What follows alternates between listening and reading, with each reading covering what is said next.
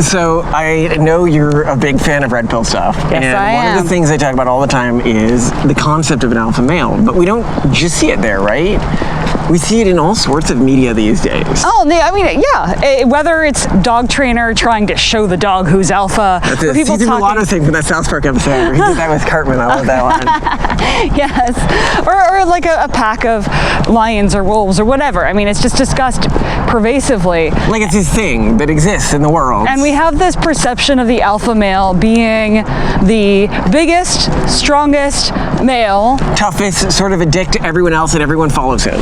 Yeah, and Malcolm really opened my mind to this idea that You've also done some zoology. It's just not, it doesn't work that way. Yeah, I think any dog expert, and this is where I first learned that the alpha male, at least with dogs, wasn't really a thing.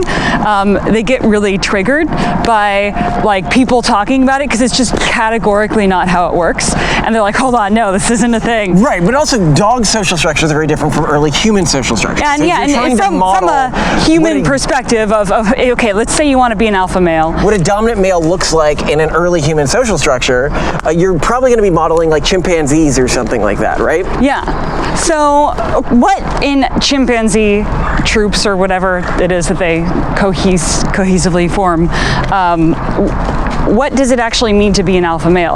Or who's the male who really is in charge if it's not necessarily the strongest, most beefy and aggressive, mean male? Well, I'm gonna first talk about who these groups are actually modeling. When you look at these big, beefy males who surround themselves with other males and don't have a cohesive group of like female friends, you're actually like a roaming bachelor. Okay. Which is about the furthest thing you can be from an alpha male. Is roaming bachelor like a zoological term? Yeah, roaming bachelor is a zoological term. Good to know. Okay, so basically in most species that are social, not in most, in some species that are social, a portion of the species that are social, you will have, maybe half the number of males in a tribe as females. And so the question is, where are the other males going, if that's the case? And the other males will form these groups called roaming bachelor groups. Basically a bunch of single males who hang out together and talk together, and not talk together, but interact together. And they'll go and try to take over other groups, or go and try to find a place in other groups. They're really the rejects of the society. It is the place you want to be least. Then there are I guess I would call them true alphas within a group. And these are the males at the top of a group's dominance hierarchy, but they're not really alpha in the way we think of alpha. So when you told me a story about the one that found those like trash can lids. Oh my gosh, yes, I love this story. So apparently researchers were watching, I can't remember what kind of ape they were, I think they were gorillas. They're watching a group of gorillas, and one of them at one point found old gas cans, like trash in whatever environment they lived in. Discovered that he came up to his Iber group or whatever and banged them together really, really loudly. It kind of freaked everyone out. He established dominance that way. And for even after the researchers took away the gas cans, which was such a mean thing to do, right? Maintained his position, his dominant position for a decent amount of time.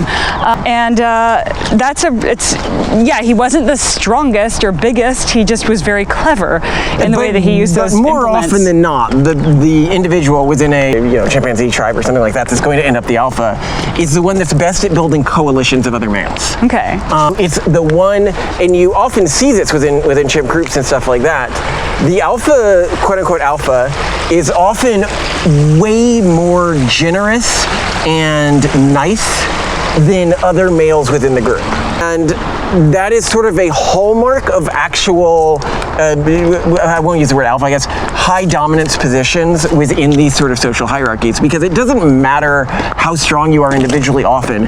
It matters how many other people are going to fight for you because they trust that by fighting for you, they'll get access to resources and mating opportunities and anything else. Well, and you, when you were first trying to explain this concept to me, used the best metaphor, and I just loved it. You were like, listen, Simone, the alpha male, or at least the male who gets all the girls in this scenario? Because most people, like I guess from like a red pill perspective, we're talking about being an alpha male from a like a Chad. A Chad is not an alpha so male. it's not Chad really getting all the girls, who's like the beefy bully guy.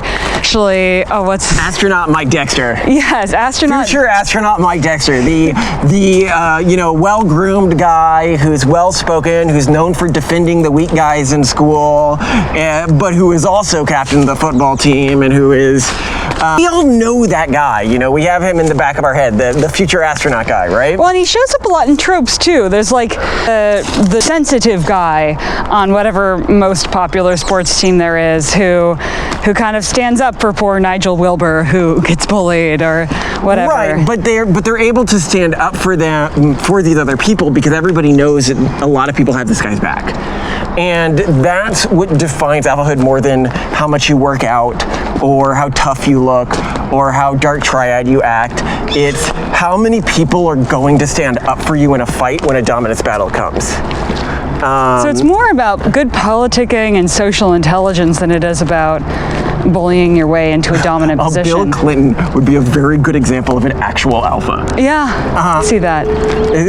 He's not necessarily the toughest guy or whatever, but he's very good at stitching together coalitions of other people to defend him. Yeah, that's neat. I just love that though. I love that we have this one perception of alpha males, and then there's reality. Fun stuff, right?